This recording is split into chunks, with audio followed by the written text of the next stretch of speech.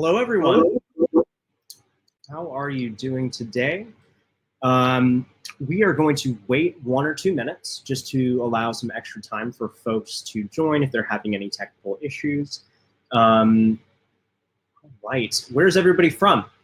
I know we have some international registrants as well. Great. We got Mexico, London, Baton Rouge, Austin, Texas, Manchester, New York, Honolulu. This is going to be a good one, Rod. We've got people from all over the world here.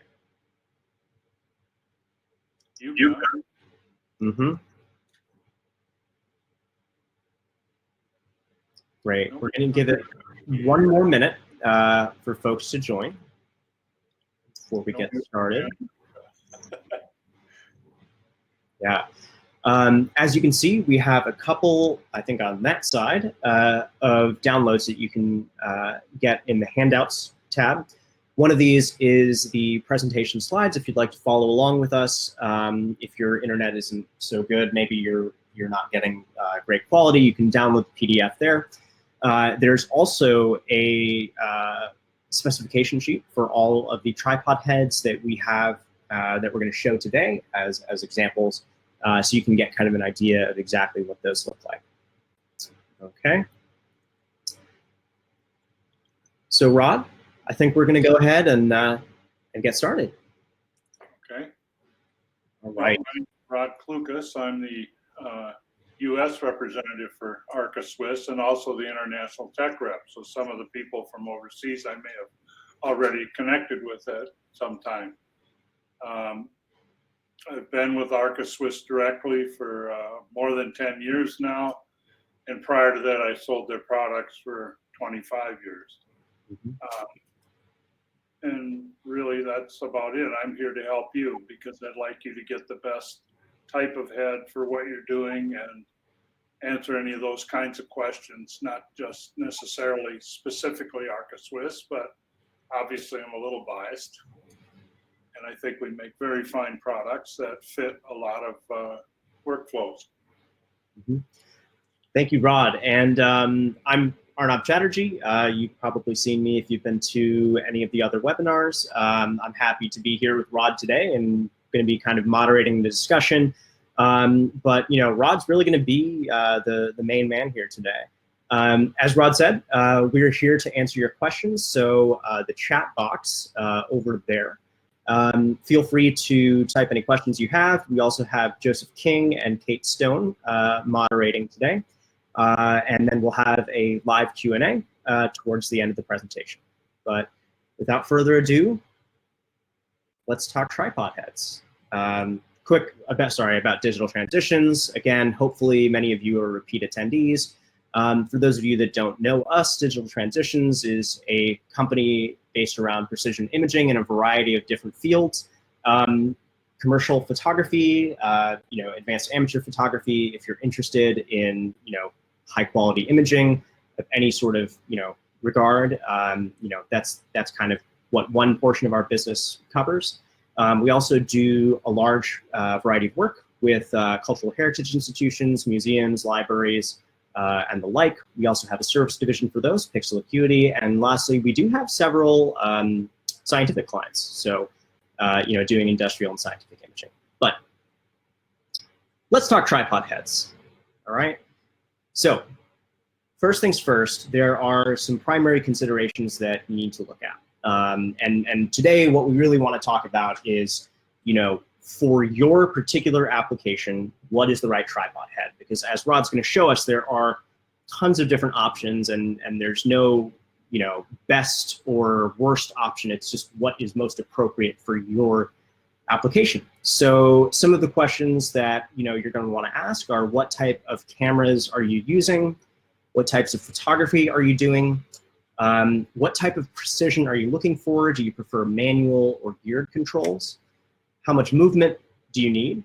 And do you need special sort of orientation capabilities like shooting overhead or straight downward with precise 90-degree orientation? Rod, anything you want to add there? No, that seems to really cover it. It may be, usually you might say if you could only buy one head, you might buy only the one that covers everything, or the heaviest camera, or the, type of thing that requires the most movements or the geared control. However, it might not be quite as efficient with, say, a smaller camera. The D4 that we have here on this with the technical camera, is a little bit of overkill if your small camera happens to be, say, a Fuji XT. It could certainly handle it and everything, but, it wouldn't be an absolute necessity to have this head for that Fuji. But if you have a tech camera or a small view camera, or an XT, okay, or a XF from Phase, this head would certainly be able to handle all of those situations, as well as the Fuji. Mm-hmm. Yeah, and there are several other things that you should consider. And Rod, I think this is kind of some of the things that you were alluding to, right? With environmental factors such as are listed there: the sand, snow, rain. Other factors involved are what kind of surface you're on. If you're standing in a pine forest, it's got a carpet usually interwoven of pine needles. And this is not really a very stable thing, because you shift your weight. It's like on a carpet in your house. You shift your weight and it pulls the carpet, and your actual tripod head and camera could actually move during the exposure if it's a longer exposure. So those are all there. How well does it deal with rain, for instance, and/or snow? Sand is another one. If you have sand, you obviously need to clean the head quite often, after you're through with your shooting and that, when you get back. I know it's a bore, but it really will help you in the long run, just like a soldier with his rifle has to be cleaned to keep it efficient. And then the weight of the tripod head is a consideration if you're a on-location photographer, a studio photographer, versus somebody, in between, and/or who travels and has to be really conscious of the weight of the head when he weighs his bag, trying to carry on, or if he's trying to, or if he can ship it in his check bag, if he deals with a check bag. And then, of course, in a variety of manners, the budget is important. We do not make the least expensive heads in the world, but we arguably do make some of the very best. And so the budget can be a real consideration as well. Yeah, and one thing personally, when it comes to the budgeting factor, I think that there are a lot of things that are sort of consumable and upgradable. If I have a camera that's sort of the latest and greatest, digital, in a couple of years, there will be an upgrade. There will be sort of a next generation. But for tripods and tripod heads, I mean, in my experience, buying a high precision, quality tripod head is an investment that lasts a long time. Yeah, the turnover cycle in heads and head designs is much longer than cameras, for instance. And one other thing about this while we're here, just to point this out. I mean, today you're going to see me using what's called a quick link. This allows you to quickly remove your tripod head from your tripod, and especially if you're traveling a lot, you need to treat these kinds of heads, because you're investing more money in them, in a sense like an instrument. In other words, take care of them and they will take care of you. So you can pop that head off very quickly, put it in your luggage, put it in your camera bag, whatever you want to carry it in, and be on your way. So it's not a big hassle, but it will in the long run, keep you from the unfortunate baggage handlers that throw stuff around, or it falling out of your back of your car or your trunk or something. Okay, so that's an important thing that you may want to look at as an additional investment. But do take care of your heads. They'll last you a lot longer. I've had some of my Arca-Swiss heads, 25, 30 years. So, and they still work fine. And one of them has never been in for service, hasn't required it. So take care of them, they'll take care of you. Awesome. So some of the major criteria that we're going to be looking at today, one of the most obvious ones that we think of when we think of tripod heads are weight capacity. So, if you're using a camera like, Rod mentioned like a Fuji sort of APS-C series that's going to be on the smaller side versus, a Phase 1 XF or an 8x10 view camera, or maybe even a super telephoto like an 800 millimeter lens.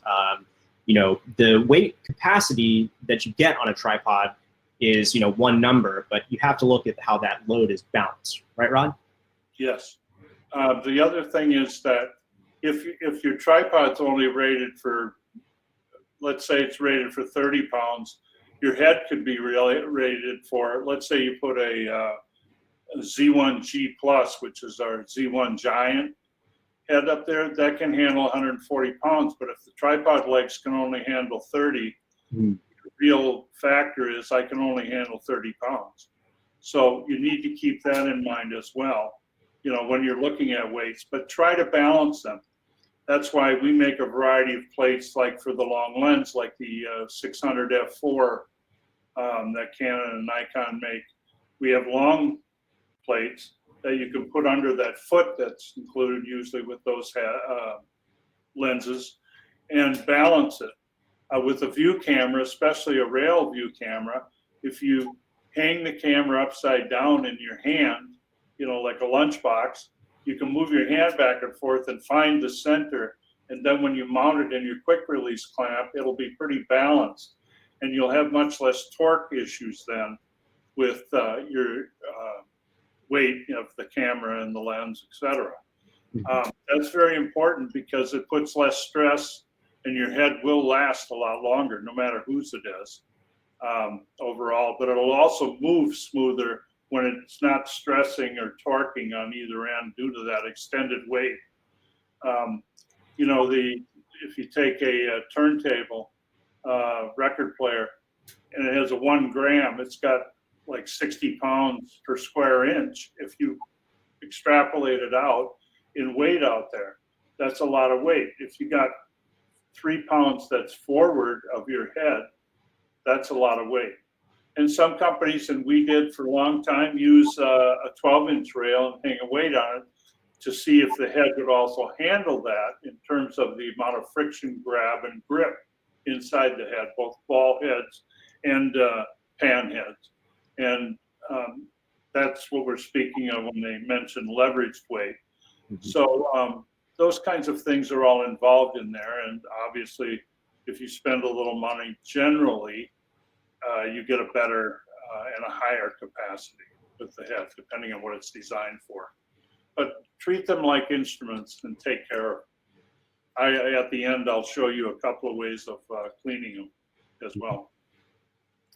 Great. So the second thing that we want to consider is panning.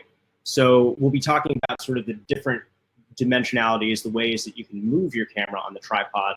And panning is the first thing we want to talk about here. So there are two kinds of pans, right? There's base pan and top pan. And then you can combine the two and get a dual pan system. So Rod, why don't you tell us a little bit about when you would want to use one or the other or both? Well, base pan is the traditional panning that's been around on most heads since, tripod heads got a little more useful, let's say, under cameras. And the thing about base pan is it is there for you to be able to position things. So if I use base pan here, I can move this so that I could get it to a position where I can shoot straight down or straight up. And, like this, I can go to 90 degrees. But if I'm doing that here where there's a front leg, it runs into the leg. So you usually have to reposition to get it where it will go between the legs, okay? The problem with base pan is, and manufacturers have tried to work on it, is that the tripod must be perfectly level underneath it.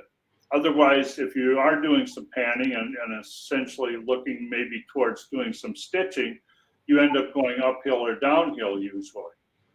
Now, some manufacturers have addressed this by creating an accessory leveling ball or leveling base that goes in underneath the head to level. And that can help, but still the most accurate level is always the one that's highest on the totem pole here, because if you're off like just a few minutes, you know, minutes being fractions of degrees, it's much greater here than it is down here in that distance that drifts off axis. So base pan is useful, but it's not quite as useful as having both. With both types of pan, one has the ability to position, as I said, to wherever you need to be. And then with the top, once you've leveled your camera completely, when you do some panning, it stays level, or it should.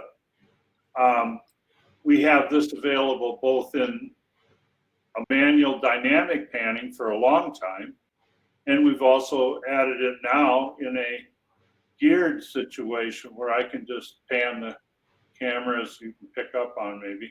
It's a very precise thing, and there, by the way, also is a disc here that can be moved with a Rod, real quick, I'm actually going to take down the presentation in my video so we can see you on the big screen. Okay. Okay, what I was saying is that we have this both ways. On this particular D4, this is a GP, and it allows you to manually do your panning. And then I can also engage the gearing, and now I can do this very precisely back here. I'm going to turn it around so you can see that we have this. The D4, by the way, you're in the back, the correct position when you can read the label back here. It says D4 patented. But there's a knob right here. Let's see, where is it? Oh, there we go. Now it shows up. And you can turn that, and you'll see that you get very precise panning.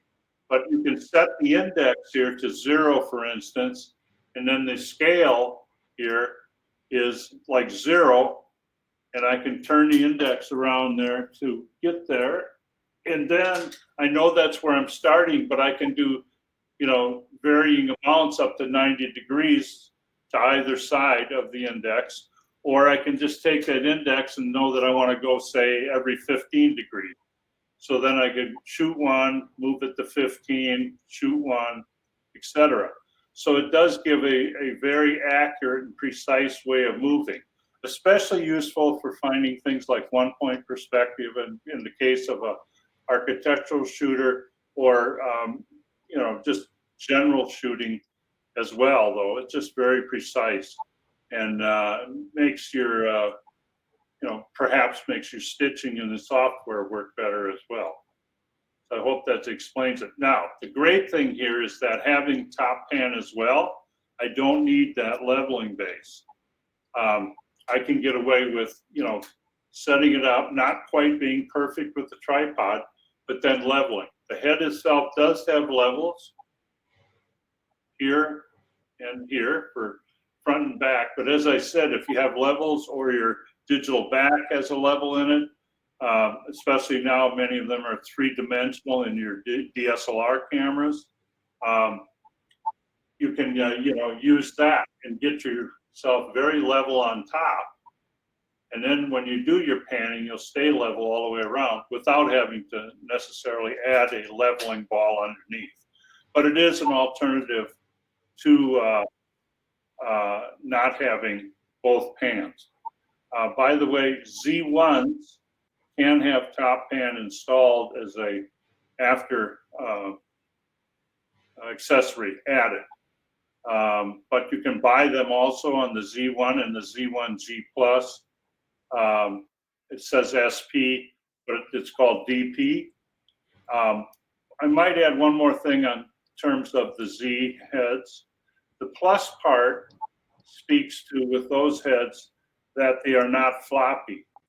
You can adjust them, and as you turn, or move your head, the friction increases as you go off axis because it's an aspherical or egg-shaped ball. So that the lower lobe, it being longer as you go out, it creates more friction sideways and also now fore and aft.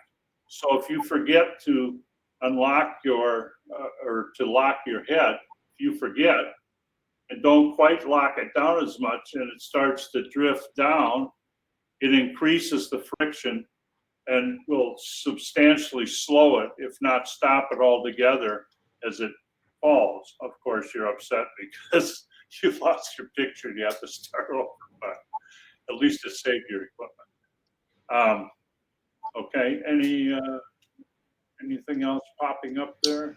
Well, I was thinking in terms of questions, we can save those for the end after we kind of get through the main presentation.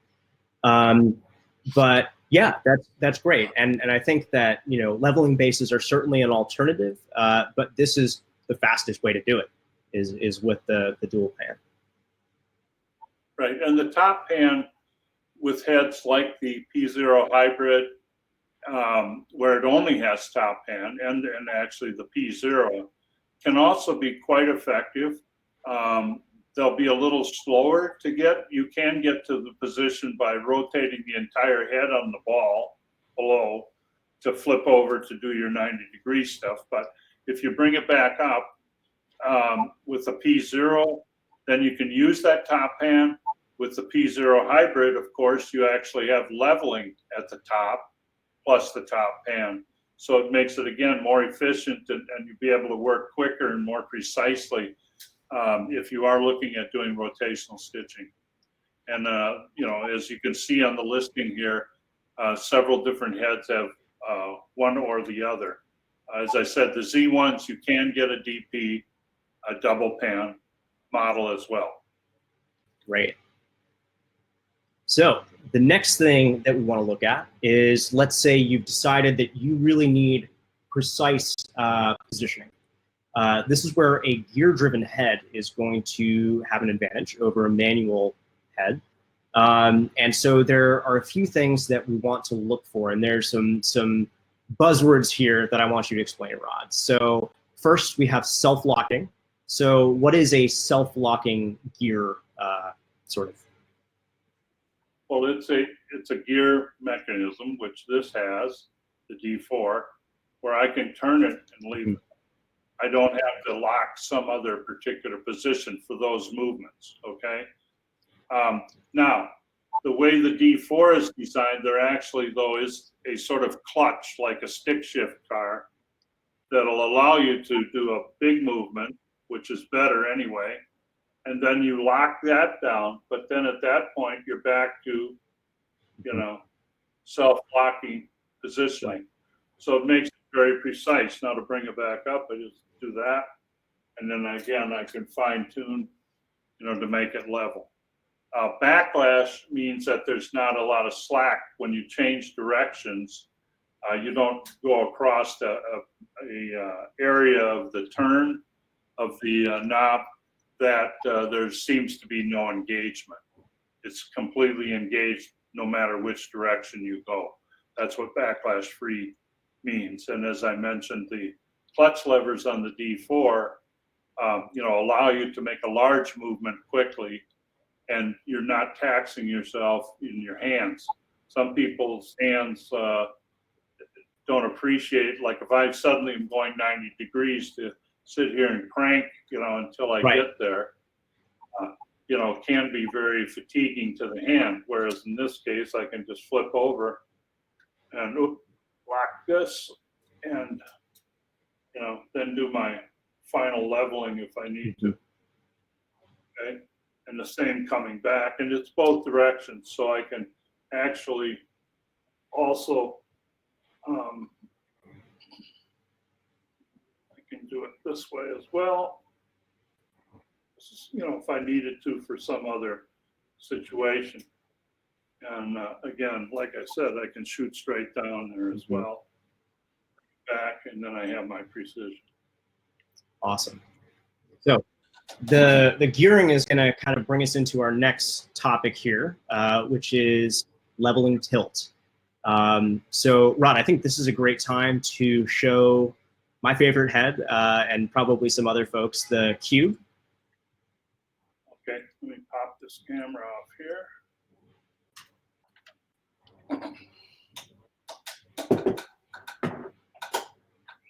All right, and let me stop sharing and turn the quick link. Sure. Okay, the quick link fits on top of your tripod, and it consists of a receiver and a head plate. You just make a quick turn, and underneath you mount this plate onto your heads, and that's all there is to it. When it's ready to receive a plate, it's a better angle. You will see 3 dots in these little gaps there. You can pick it up. I'm trying to find some. There we go.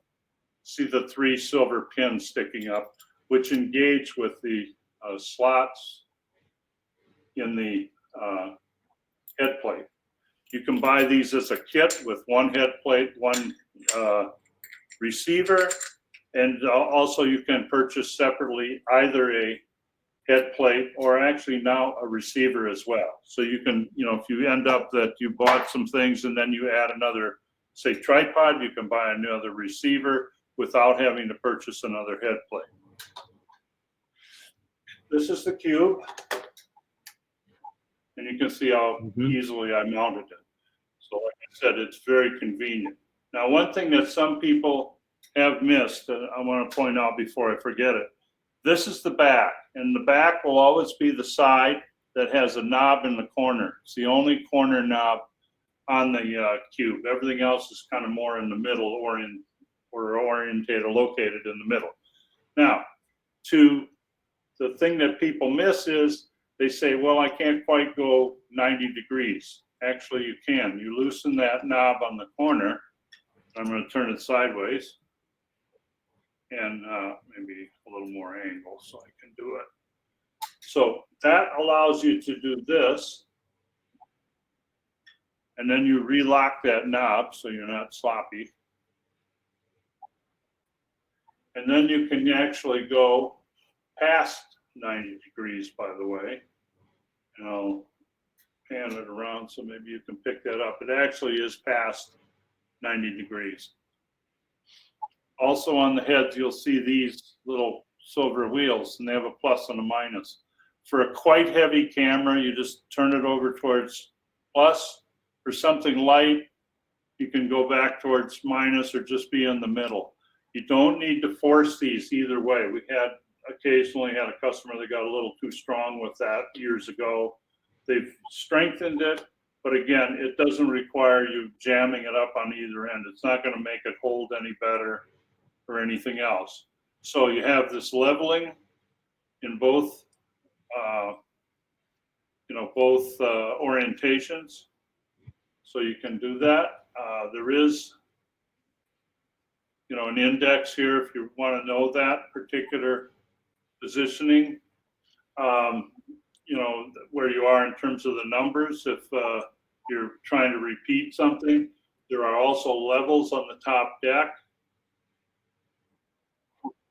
So you can level that way. But again, as I said, the highest level in the SAC up on your camera or your camera back, digital back, is probably the most accurate. You have both pans. Back knob here is your base pan. There's a front knob here, the little teardrop like that allows you to get to your top pan. There is an index located right in here, so you can position. The cube is also available in a GP model, so if you want the geared as well, you can get that on a cube, but you need to order it up front. It's not a retro device that you can put up later. One of the really most precise heads there. It can be a bit slower than a D4 because everything pretty much except for that 60-degree flip is geared. So it'll be a little slower than that because there are no clutch knobs on the cube. And, but for ultimate precision, still life, architectural, obviously, landscape, it can be really great. It is an open architecture, so some people have argued about whether or not it's weather resistant, etc. You can clean it out fairly easily, but I would say probably the environment that I would least take it in is a real sandy environment. But most other things are fine. You get it wet, dry it out. Obviously, blow it out with air and then let it dry, and it should be fine. An excellent head, and it's sort of been the flagship of our lines since. Sorry, my camera's coming. Awesome. So, go ahead. The one thing here on your points on your little board here, if you'll notice when you do these movements like this,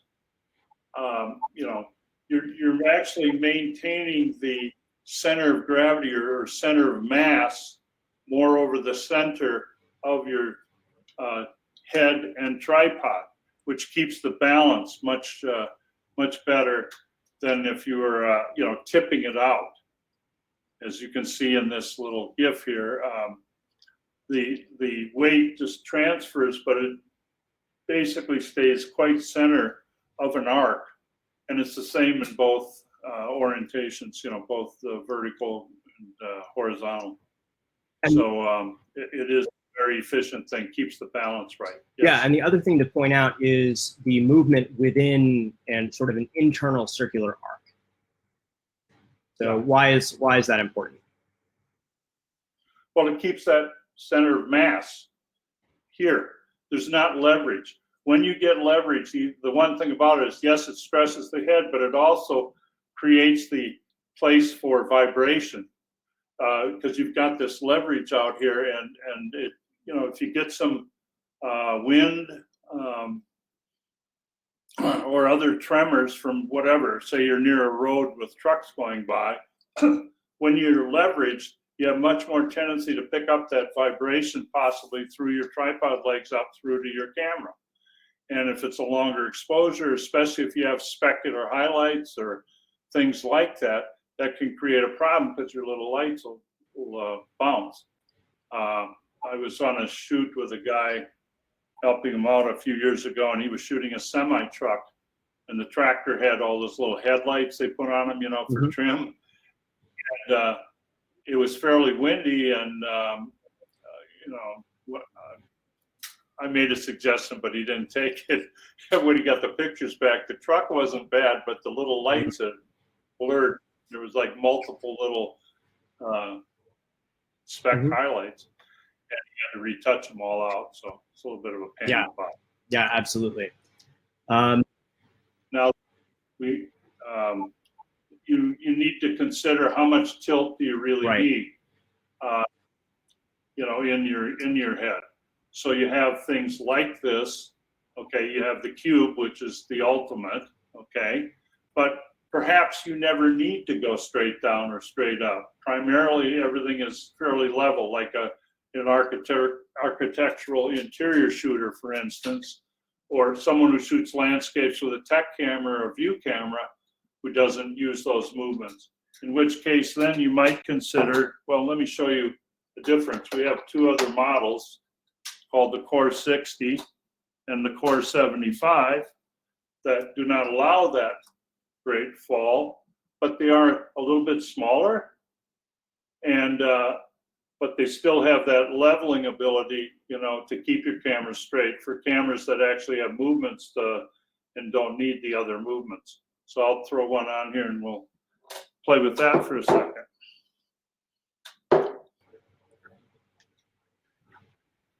Yeah, This is the 60, the smaller one. It has, again, base pan, and it also has top pan, and it is detented. So they're detented on 90 degrees because if you're doing your adjustments, you know, absolutely on the axes, they're more accurate and they're quicker. If you're in between, then one movement may throw off the other one and you're going back and forth a lot more. But this head now, I can, you know, crank it 10 degrees in either direction and 10 degrees, you know, X and Y axes. And it's very, very light. So if you're, you know, primarily doing, let's say, bigger landscape, grand landscape, or, you know, architectural things, and you're trying to travel very light, this may just do the job for you, you know, if you're not needing those extreme movements. Now, if you're also using maybe perhaps a bigger camera, this would probably handle an XT no problem, or perhaps an XF, but you might, if on a bigger camera, consider the 75. And didn't have it lined up. The 75, just like the 60, does have both pans and top. And again, it does have detents. They're very subtle. They don't want to put too much tension there because sometimes you end up right on the nub of the detent, and it's a little hard sometimes to set it if you're really going for, you know, you're really pixel peeping and you don't want to miss a pixel or anything like that. So then you have your gears, as I said, you can see it moving. This one will give you 15, 15, and 15, 15 the other way. Also, if you were wearing gloves, let's say we get over here, you might want to bring this in, Arnav, if you can. Here, you see the change it just a bit. You see the knob is underneath now, and if I was wearing gloves, this could be a problem. On the 75, you can pull the knob out and make an adjustment then much cleaner, even if you are wearing a glove because you're in cold weather or something. And same on the other axis. They just pull right out. You push them back in. I didn't know that. And, you know, what? I said I didn't know that. That was news to me. Yes. This head also has our flip lock quick release. Most of the heads I've been showing have had the classic, which is very quick. It's so precise, though it does require that you use only one brand of plates, whether they're ours or anyone else. But you need to stay with one brand because, unfortunately, some of the other manufacturers, while they make one that looks like ours, the spec is slightly different. They could be wider or narrower. And if it's wider, it might not lock. And if it's narrower, obviously the plate could be just slipping through there. So you need to consider that when you're looking at which quick release to choose or whatever you're going to do. So that's the two lower price, slightly more compact and lighter leveling heads that give you a lot of precision. If you're using cameras, especially that have movements like rise, fall, and lateral shift, I think you'll find any of these are possibilities if you don't need that full range of movement. Yeah, especially if you're you know, backpacking. The Core 60 is much nicer to carry than the Cube, as much as I love the Cube. So that's Sure. That's a great point. Now let's move on to the other type of head that we haven't even really addressed yet, which is the monoball head. Sure. So you kind of touched on the spherical versus aspheric design, and I'll let you kind of elaborate on that. You know, you mentioned that it adds additional friction as you go further and further off axis to help, you know, maintain a smooth transition and prevent the weight of the camera from, you know, causing additional slippage, right? Right. Can you give me back the big screen? Absolutely. Detail here. I would like yes. to show. Raj is trying to get me off camera. That's fine. Actually, he looks nicer than I do, but that's fine. Okay, a lot of people have a question about the scale here that's found on a Z head. So I just flip through this quick and then I'll come back to the other. This number scale is just manually set by the user. Now, here there is a thumb screw, meaning you can press with your thumb and turn it. Now, you loosen that, okay, and you see where am I? Oh, I'm kind of loose, okay? So I turn this until it's at 0 when I'm there, indicated by the little index that's right there. Now, as I start to turn and the numbers go higher at 7, I can move it just a tiny bit. At 9, nothing. Okay, so I know that 9, I'm fully there. But if I want to have some tension when I'm making adjustments, like at 3, it's smooth, but it's got friction, definite friction, okay? So you can set that up. If you turn this clockwise, you loosen it, like I said, you turn it clockwise, it will shorten so that instead of 9 being full lock, it could end up being 7 or 6. That'll be really fast lock, and then you come back to 0, okay? If you go the other direction, counterclockwise, it'll make it a longer distance between full loose and full lock, okay? And that's what that's for. Now, as Arnav alluded to, inside, when we went to the Plus series, okay, the heads were changed to the aspheric or more egg-shaped ball. So that lower lobe, because it's a little more oblong or et cetera, that bottom part right now is fairly, loose. But if I forgot, I can feel it increasing as I bring it over. And it gets, more and more and more. And it's the same thing when I'm actually up here. If the head started, the camera, the weight of the camera and the lens started to make this tip, it gets more and more and more friction there, so that things just aren't going bang like some of your lower priced heads that are around. They just have basically on or off, and that was one of the problems which turned a lot of people off to these kinds of heads. On the other hand, these heads, are some of the most sturdy heads that you can get. And as I alluded to earlier with this head, you can also get it. This was a single pan. You can also get a double pan. And so now I can level my camera and then I can, do the panning up here if I want to do that rotational stitching again. So it's another thing. The other thing about the Z heads is they have the greatest capacity.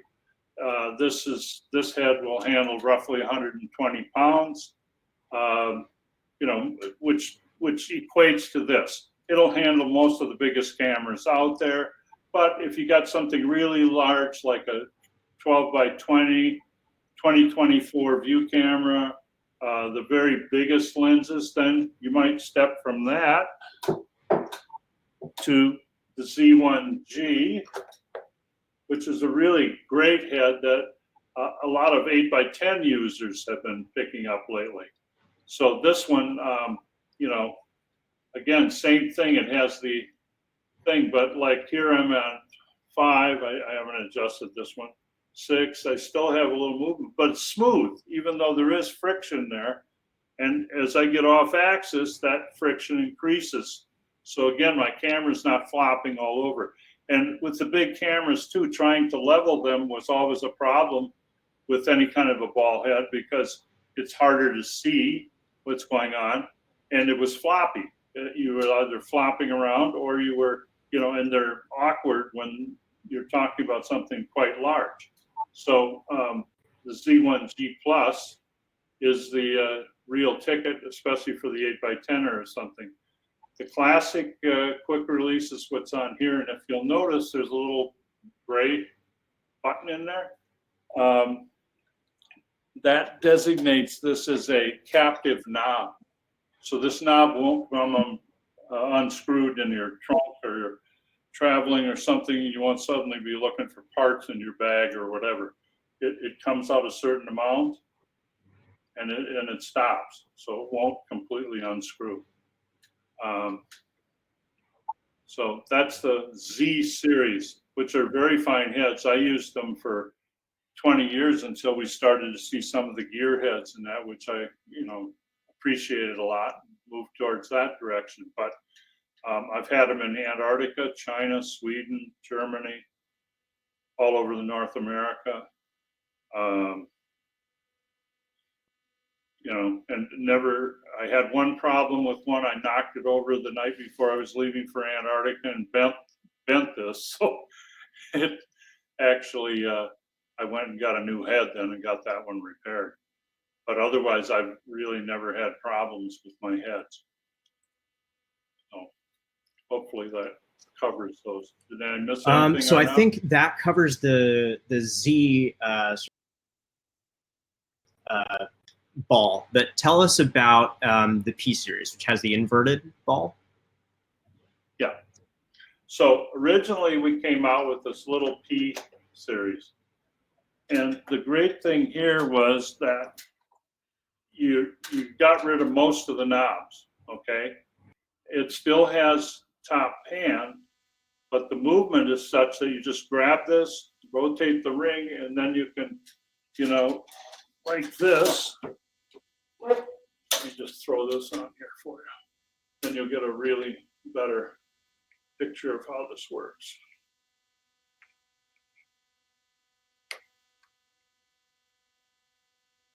So if I'm working with something, especially like portraiture or something, or animals, I just turn that ring that quickly, I'm locked, and then I can do my shot, and I can, move all over, whatever. And you can level, using what I said before, but you're just turning this ring to lock it or unlock it.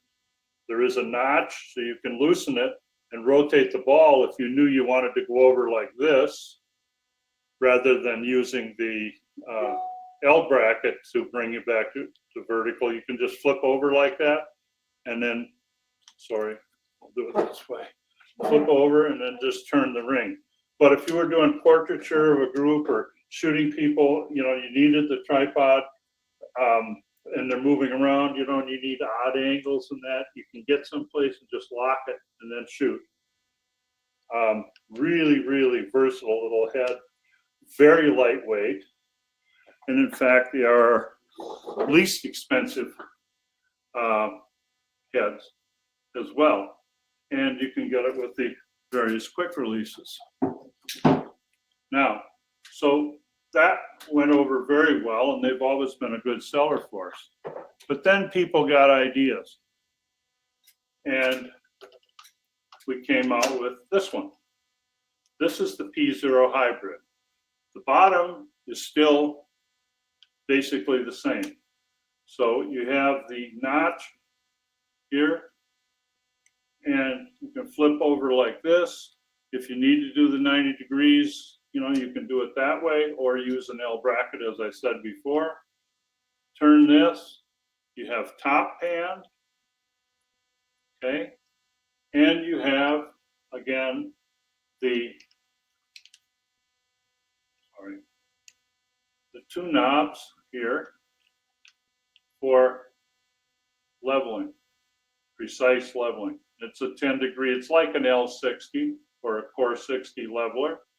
You have the 10 degrees either direction, or 10 degrees fore and aft, depending on the orientation.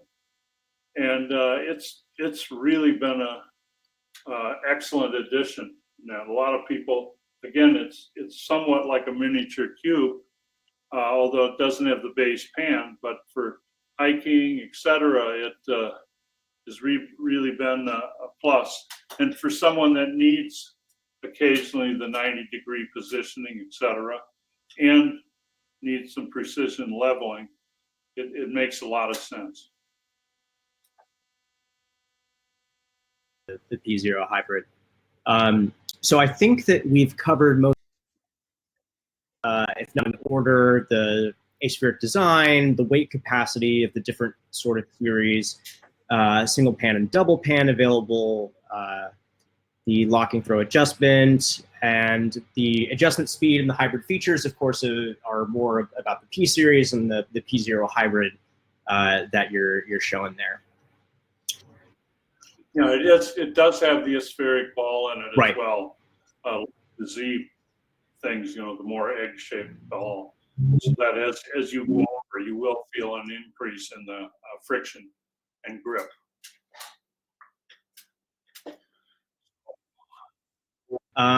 Let's go through this one. Let's start moving a little bit quicker. We're at the 50-minute mark, but tell us a little bit about the different quick release plates.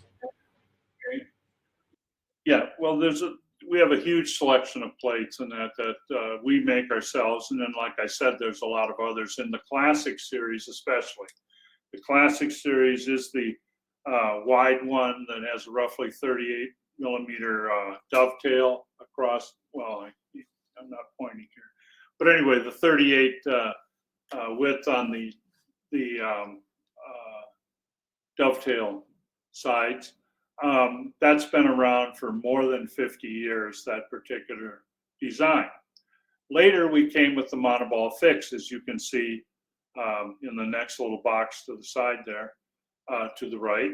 And it's got a dovetail that is equal to the base of a monorail. It is polarized, if you'll notice. The plates are, the monorail isn't, but the plates are. You'll notice that on the right side of that monoball fixed plate, it is a little bit wider. That was to give a little more grip, okay, on the bottom of whatever camera you're hooking it on. If you use those monoball fixed plates, which are way more compact, and for today's smaller mirrorless, your APS-C, your 4/3 cameras and that may fit better. Also, the lens plates from in the monoball fixed series are also more compact and more comfortable if you sometimes hand hold one of those long tellies. They drop in, but that polarized side of the plate will always go towards the latch, whether it's so it would be placed on this side in the Classic. The same thing with the flip lock situation. It would go over here, so there's space there to accommodate that lip, okay? Space here on the ledge for that additional lip, okay? And we also do make a specifically monoball fix quick release, but they're not as ubiquitous, so it's a little harder to find them. If you buy into that system, you can't just run in a store and necessarily they may or may not have them.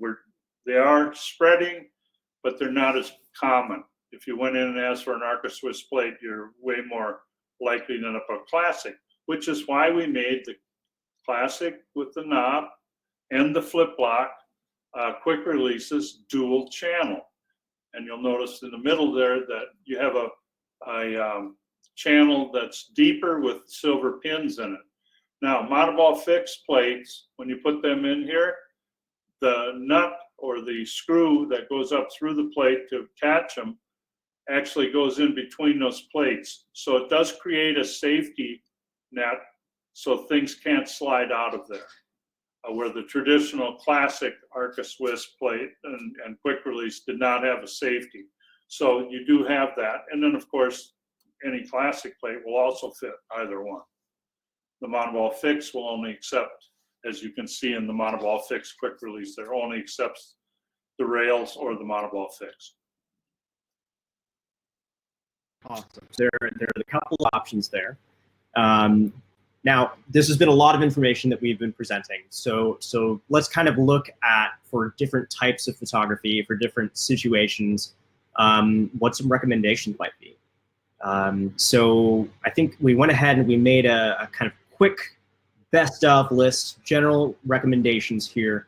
And we'll go through these pretty quickly because you've seen all of, I think, P0, Z1, D4, 60 or 75, P0 hybrids. So you've seen all of these at this point.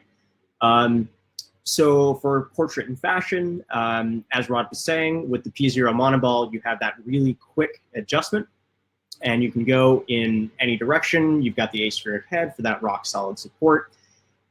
If you're looking for sports, wildlife, or landscape photography, and you have a heavy camera, whether it's a monorail camera or a heavy 600 f4, 800 5.6 telephoto, it's going to give you the heaviest weight capacity, right, Rod? Yes. Mm-hmm. Yeah, absolutely. Those would be your best choices for those. And then for still life product, and then also for landscape, panoramic, and even potentially 3D cultural heritage, like in a studio, the D4 is a great option because it gives you that geared precision with the clutch release, so you can make those quick adjustments when you need to, and you can even get the geared panning of the D4 as well, right? Yes. If I'm hiking, I've got the options of I can take a cube, or I can take the Core 60 or the Core 75 leveler, which are great because they give me that compact, probably less than a pound for the Core 60, right? Yes. So if I'm backpacking, that's great. All around versatility, P0 hybrid that Rod has right there. I mean, it's a ball head, it's a geared head, it's got it all. And of course, the cube is kind of in a class of its own. There are many imitations, but there's only one C1 cube. Yep. So, all right. Yep. And I want to make sure we have time for Q&A. So, do you want to take a break now and do the Q&A, and then maybe we'll get to the related products if we still have time afterwards? Yeah, that's fine. Okay. So yeah, we had an extra section here on some of the things that we talk about. The quick link you've seen. But for now, let's go ahead and we'll jump to questions. And then we'll come back if we have time. So we have a question about the best quick release devices. So can you tell us a little bit, I'm not sure what this is asking about, but there are multiple places where you have that attach and release. But I think one of the questions that we have around the attachment and releasing are the pros and cons of the flip lock versus the traditional knob. So you hit on some of that, but are there additional things to consider there? Well, the sturdiest one of all is the Classic. It's been around for more than 50 years. That was the original when we first came out with the Arca-Swiss so-called quick release system. It is extremely tight and it's fixed. It's a tad slower than a flip lock or anybody else's lever release. However, it is sturdier because if you make a lever release that is accepting all sizes of these various companies' plates that, as I mentioned, are different dimensions, the problem is that if you get one that's a little narrow, it's going to have play in your camera at the top. If you have a large camera or even an SLR, say with a 7200 2.8, you can find a little play in there. Whereas with the knob, it's a fixed, really hard, tight fit on the side of your plate of the dovetail. The monoball fix is quite good. It does have a wider contact surface that locks things in place. Not as heavy duty as as I said, is the standard Classic, but for a lot of these smaller cameras, it's more than sufficient. There are some companies that make some quick releases that have a little, like a graduated wheel that turns when you press the button or push on the release or something if it's a quick spring-loaded release. And the problem is they have maybe like the surface is this long, but they're only dealing with this. And so you sometimes end up with some rocking in the quick release, from their plate because they're only pressing on it in one small area compared to the length of the plate. My personal favorite, because it accepts anyone's plate, no matter what size it is. I could buy Chinese, Icelandic, whatever plate, if it's Arca-Swiss style, and the knob will accept that. The flip lock is very good, very precise, and it is closer to what you get out of the Classic. However, it's very eccentric about it wants one brand of plate, because you can adjust it. There is a, if you look in there, yeah, there, you'll see there's a little silver wheel. Well, I'm looking at the cameras. Right there, you see a little silver wheel to the right of the center bolt. And the little silver wheel allows you to adjust the width. If you decided that you had lots of other, or you had a lot of plates from some other manufacturer and that's where you wanted to stay and not have to replace them, that's fine, you can adjust it.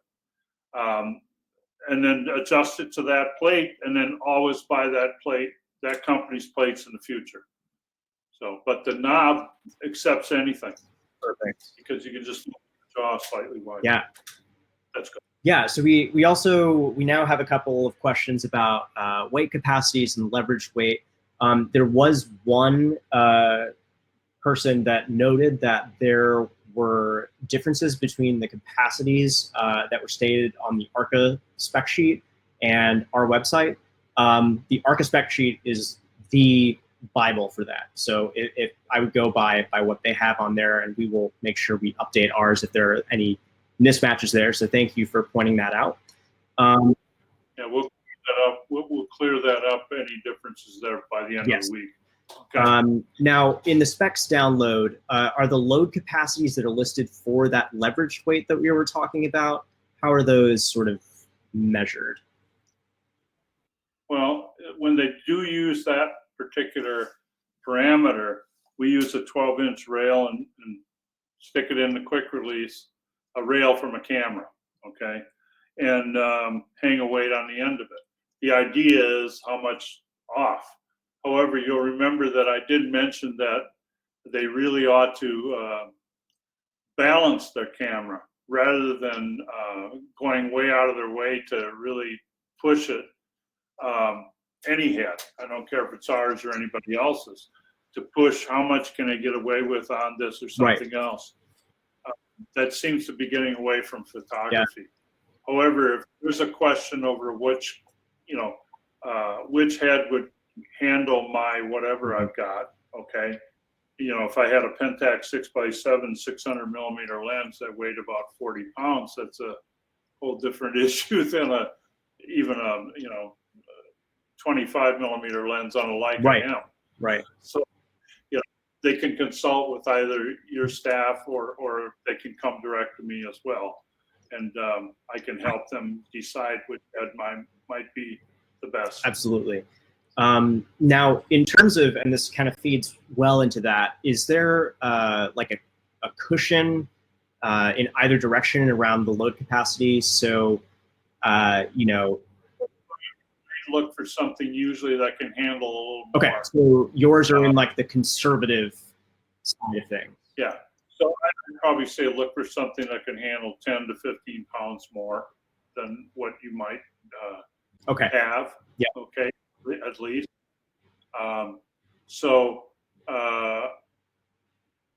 Practical weight limit, it's probably like, people are talking 45 pounds or so, but, there aren't very many cameras that weigh 45 pounds. The other thing you have to look at in terms of this is you could look at a head and say, hey, that's cool, and it handles this much weight. However, while it'll handle the weight, let's say take an 8x10 camera with a 600 millimeter Nikon telephoto. Okay, it's just a large lens that has 95 millimeter filters on it as well. And it's going to be extended, okay? This is not something, even though the weight, let's say the camera weighs, well, like an Arca-Swiss 8x10 is quite light. So it weighs 10 pounds, the lens weighs 2.5, so that's 12.5. And then if you stick a holder in there, now that's another 2 pounds. So you got 14.5, 15 pounds. So you got 15 pounds you're dealing with, but it's extended, okay? And the question is which head's the best? Well, for that, I would go one of two ways. I would go with either like a Z1G Plus or with a Cube. I would not go with a D4, even though the weight capacity is such that the D4 could, theoretically on paper, could handle it. However, it's a design issue. You'll note that on a D4, you have a neck, okay? And the neck could handle it, but I think it would put a lot of undue stress on it. Whereas this head still has a neck, but it's much shorter, and it's sitting on this ball situation, which is a much sturdier base underneath it than the D4, and the Cube has no neck. So I have many customers handling 8x10s and some long lengths, but a lot of 8x10ers using Cubes, as well as the Z1G Plus. So you want to look also at design when you're considering which head would work for you the best. So if you want gears with that larger camera, then the Cube is your best shot. If you just really want something that can really handle the weight and be sturdy, then the Z1G is probably your best shot. Perfect. We now have a bit of a philosophical question, economic as well. So as far as the budget goes, when push comes to shove, would you spend less on the tripod and more on the head, or go the other way around? How would you, on a budget, what is like the most important aspect of a support system like that? Just slightly a factor that comes into that question is what kind of photography you're doing. If you're doing architecture where you need that precision, okay, I would probably put a little bit more money on the head side, okay? Now, what that means is I have a little less for the legs. So it may mean that instead of carbon fiber legs, I have to settle for metal legs, or there's another one. There's one that like Manfrotto, I think, or something makes another series, or even Gitzo makes another series, and I can't remember what it's called, but it's like they have something with carbon in it. It's like coal dust or something they're putting in it to give it a little more stiffness and stability, but it makes the head heavier.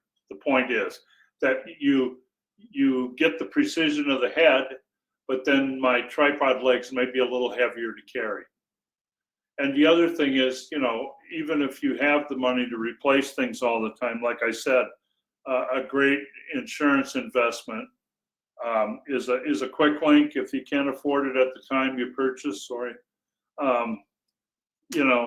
Take the head off when you're traveling very far, okay, and protect it. It's an investment. I've had some of my heads, like Gitzo tripods, we have 5. And we've had some of them 30 years, and they're still operating perfectly. I've had one head for 25, an Arca-Swiss B1, the older traditional ball. It still works fine. We're going to hit you with a specific situation here and see what your recommendation is. So we have Dan, who is a cultural heritage user. Is working on a copy stand.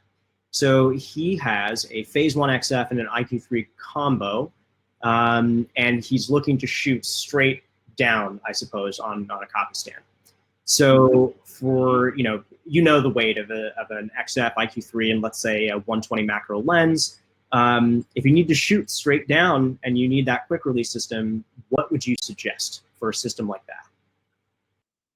Well, I would use the classic because it's the most sturdy, and I'd probably use this. It's a XF L bracket. It's got a square foot though, and the nice part is then I could. Oh, I can't see it. There it is. Okay, I can turn this sideways like this. So when I put the camera in there to shoot straight down, I've got the jaws right there, locking so that it's not got any chance whatsoever of slipping, downward, okay? That's the first thing in terms of a quick release. I'm just thinking about that. What head would you? And I'd almost think that you could get away with maybe a 75 leveler with a classic quick release, and then this.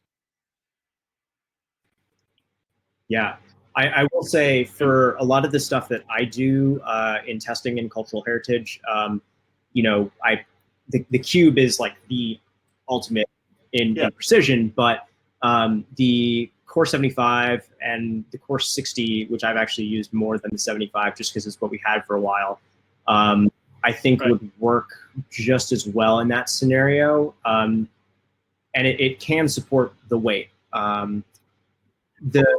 Well, if it has weight, that's fine. But the square plate is a good thing to point out, because if the channel is like this and you're hanging off a copy stand, that's potentially risky. Whereas if you have it like this and it's hanging downwards, then you've got much more support. Right.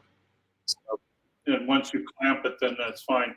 The other thing about a knob in that scenario is that with the flip lock, if you somehow didn't quite get it lined up right and you flip the lever and let go and it wasn't fully in there, it's hard to see sometimes when you're working with things like that, where this is very positive. Right. That kind of a quick release. So yeah, the little bracket, and it's got the anti-twist pins in it on each side. You can see the two little pins there that fit into the bottom of any of the phase Mamiya style XF, cameras. DF. Right. All the way back, actually, in the film cameras to the RB.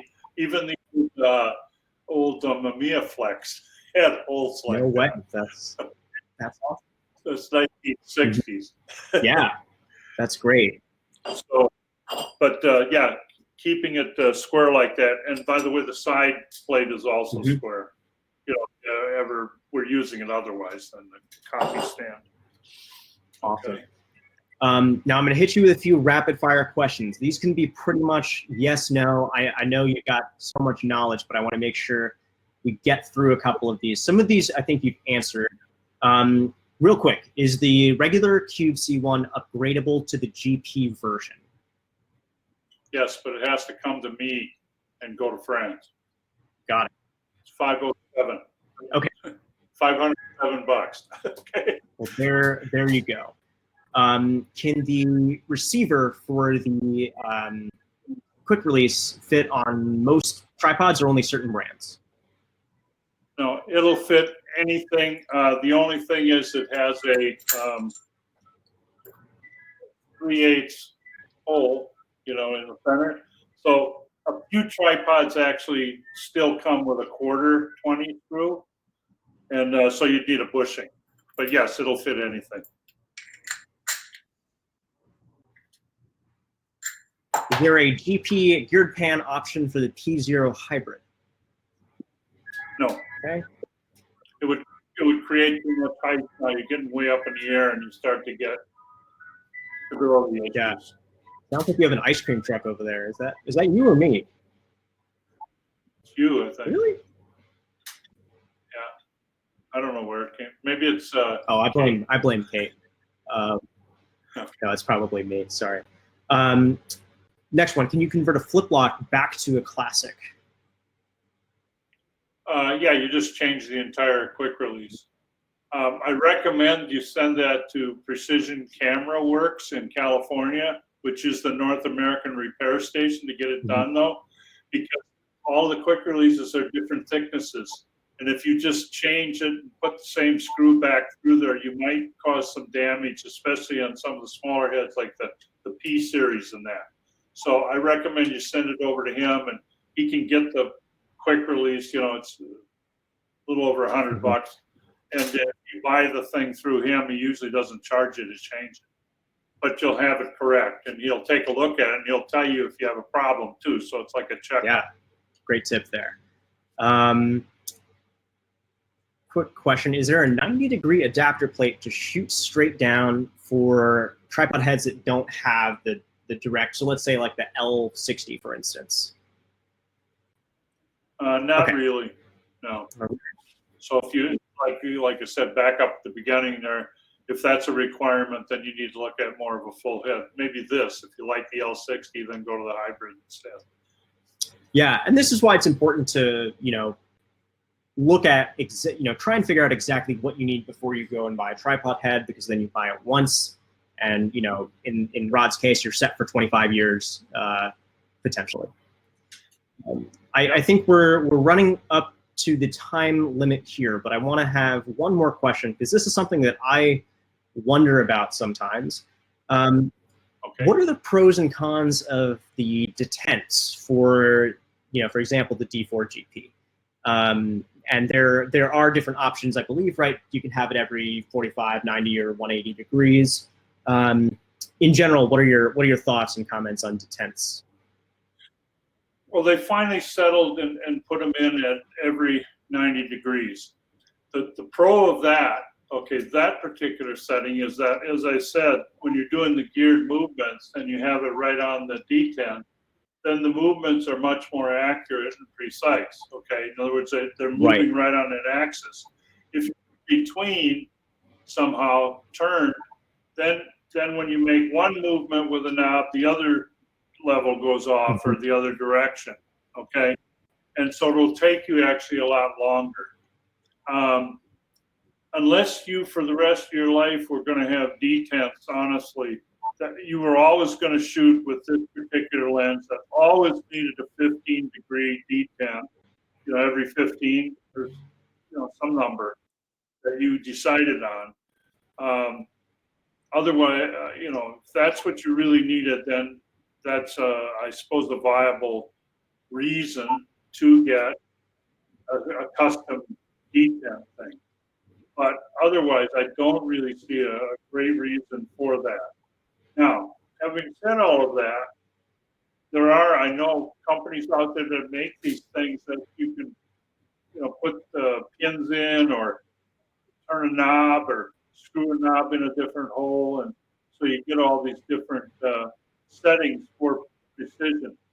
But the scales here and the index marks, make this pretty easy to do it as well. But if you really needed that physical feel, where you could feel it, maybe you need something else. But like I said, it can be done, but then you have them, and sometimes it gets annoying when you're going click, click, click, even when you want to do something bigger. Or what happens if you buy a different lens and now you need a different one, because it's not an easy thing to change. Yes. Yeah. Okay. Yeah. But the 15-degree one, or 90-degree ones that we put in there are specifically to make it quicker and easier for you to level. Mm-hmm. When they're, like I said, when they're on the X and Y axis perfectly. Right. And your level will just work faster. Great. Well, thank you again, Rod, for a wonderful presentation. Thanks for having everything there for us to see and for answering all the questions from the audience. We will send out a replay as well as some information for contacting us. Whether it's Rod, you have some questions, you want to get in touch with DT to purchase ahead. We're here. And is there anything else you'd like to leave folks with, Rod? No, I think it was fine. I appreciate Digital Transitions putting this together, and it was a pleasure working with you, Arnav, and Kate, and everybody there, and they have a great crew. So as Arnav said, you can contact them, or you can contact me if you need some technical help with things and making choices, and we'll all be able to help you. All right. Well, thank you, everyone. We'll be ending the session momentarily, and we'll hope to see you at the next one.